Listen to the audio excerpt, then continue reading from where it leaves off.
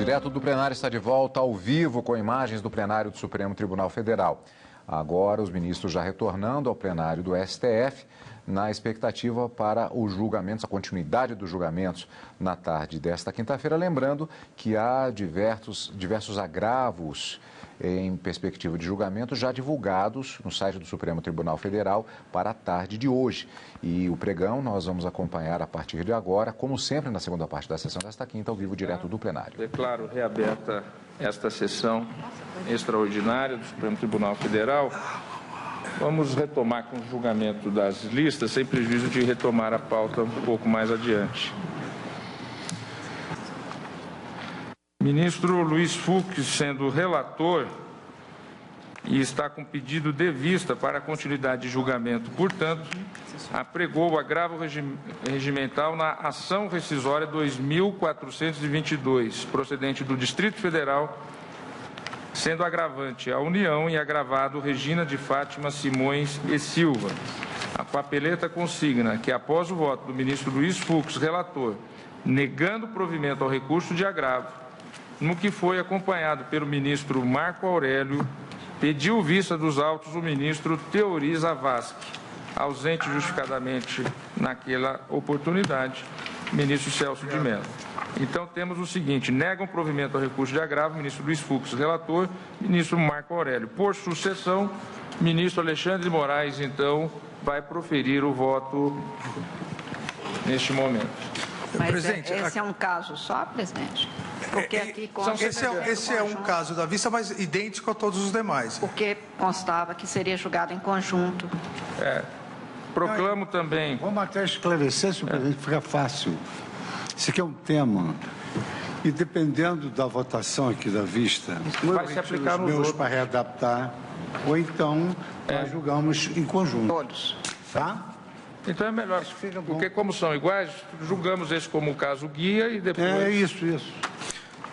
Então, aqui, presidente, a questão da URP, os 26,05, a unidade de referência de preços, é que, no caso em questão, foi reconhecido a agravada, foi reconhecido esse direito, com o mandato de segurança que foi originalmente impetrado contra o acordo no Tribunal de Contas da União, que expurgava.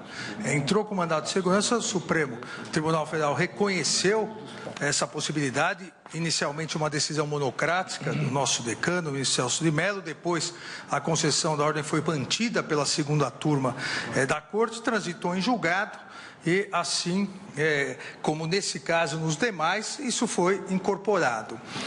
O que faz a União agora? Ela ingressa com a ação rescisória, uma vez que tempos depois, um bom tempo depois, a Corte mudou seu posicionamento.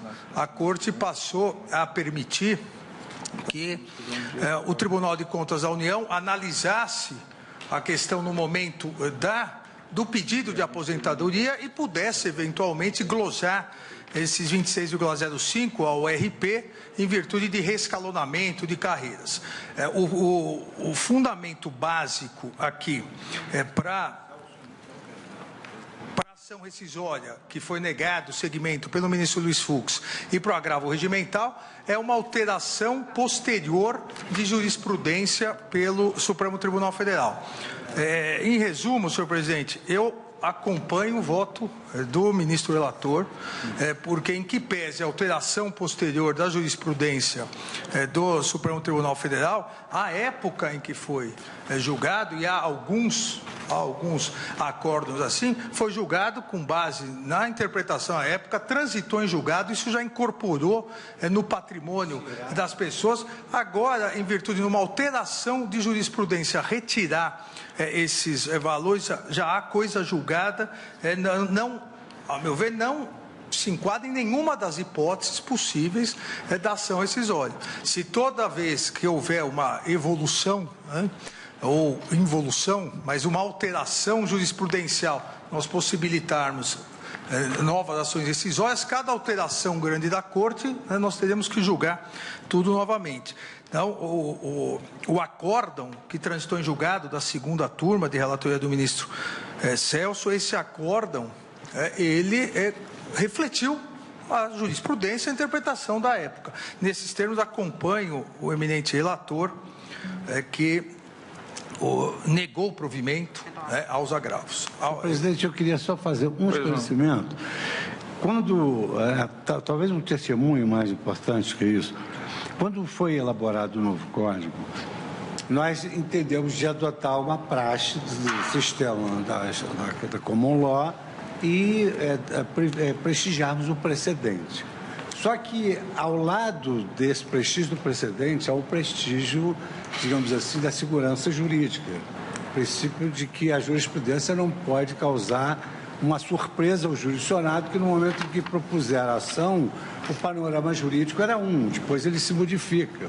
E por essa razão nós também adotamos o instituto da prospective overruling, ou seja, a mudança jurisprudencial tem de ter a eficácia ex nunc, porque senão ela surpreende quem obedecia à jurisprudência naquele momento. Então, essa foi a filosofia do Código. Então, na época, como disse o ministro Alexandre, eu tenho 4 dependentes desse carro-chefe aqui. Na época havia uma interpretação controvertida, mas até propensa a acolher a pretensão da parte. E então o ministro Celso, o ministro Marco Aurélio entenderam que a força da coisa julgada deveria ser respeitada. Houve a propositura de um mandado de segurança posterior, porque o Tribunal de Contas, desrespeitando a coisa julgada, glosou. A parte ingressou com mandado de segurança e o tribunal, na segunda turma, em decisão trânsito julgada, confirmou essa parcela integrante. E a rescisória veio por violência à literalidade de lei, né? Quer dizer, na época, a interpretação... o tribunal somente evoluiu, né? Tempos após, para fazer a distinção entre decisão versando situação do servidor na ativa e decisão versando na inativa. Eu tenho a impressão que há um precedente, acho que da relatoria do ministro Marco Aurélio, que fazia esse distinguishing. Uma coisa é o trânsito em julgado em relação a vantagens, vencimentos e tudo mais. Que na época do acórdão recidendo, a jurisprudência não estava pacificada ainda. E depois passou-se a entender que, em relação ao Tribunal de Contas, quando se trata do registro da aposentadoria, é uma nova situação. Tem uma repercussão geral, falando, aduzindo aqui essas decisões do Tribunal de Contas e essas decisões que consagram esses valores podem ser alteradas pelo Tribunal de Contas, porque são hipóteses de coisa julgada segundo a cláusula rebus sic stantibus. Elas são continuativas. Mas é bem posterior, né, Mr. Fux? Essa repercussão geral foi bem posterior a esses casos. Eu acho que seria alteração da relatoria do ministro Marco Aurélio, fazendo essa distinção de que são 2 títulos e que, portanto, haveria... Respeito à coisa julgada. Isso. Então que era possível, sim, o Tribunal de Contas fazer a glosa. Isso, na mudança quando houve a mudança de jurisprudência. Sem desrespeitar o pronunciamento judicial, porque ele não teria alcançado a situação de jurisprudência atual. Vamos pegar um exemplo clássico para ficar bem claro. Plano Collor, chamado depois Plano Collor 1.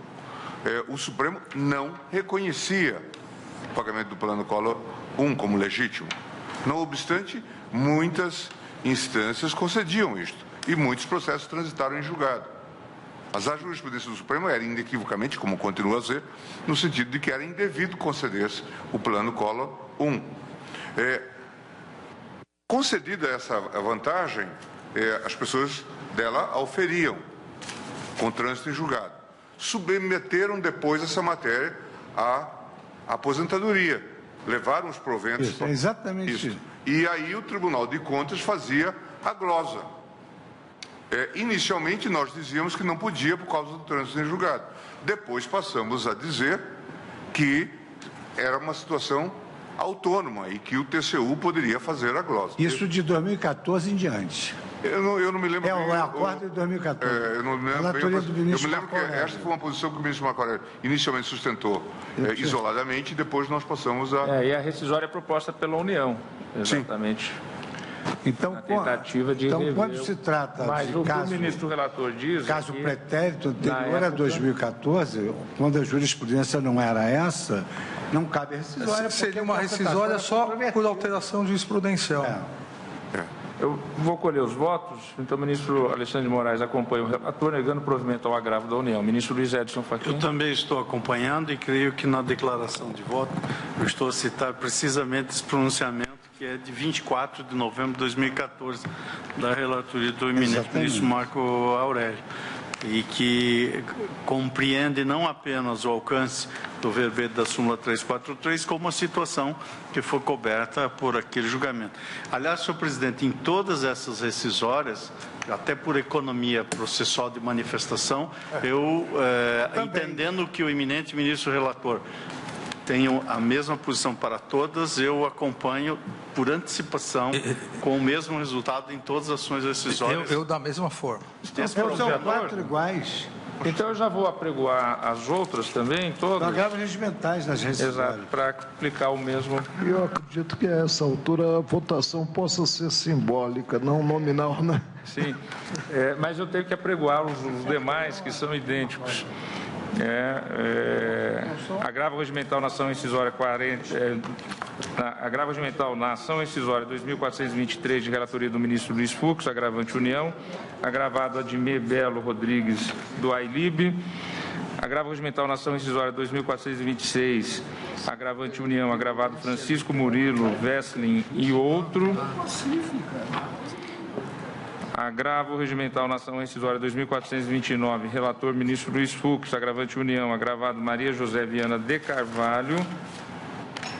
É a lista 5 também, né? Está incluído, né? Lista número 5, de 25 de outubro de 2018, com 3 feitos da relatoria do ministro Luiz Fux. Em todos esses feitos, e no anteriormente apregoado, eu proclamo que a unanimidade a Corte negou o provimento aos agravos. Senhor presidente, apenas, eu, claro, acompanho o eminente ministro Fux, mas eu farei constar do meu voto juntado, sem prejuízo da juntada dos votos. Aliás, o ministro Celso, a União lhe escolheu, né? Porque todas as decisões são de Vossa Excelência. Esta a proclamação.